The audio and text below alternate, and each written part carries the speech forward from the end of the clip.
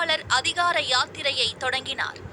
India கூட்டணி கட்சி தலைவர்களின் ஆதரவோடு சாசாராம் என்ற இடத்தில் தொடங்கிய 16 நாள் யாத்திரை நேற்று ஒரு நாள் இடைவேளைக்கு பின்னர் சுபால் பகுதியில் மீண்டும் தொடங்கியது.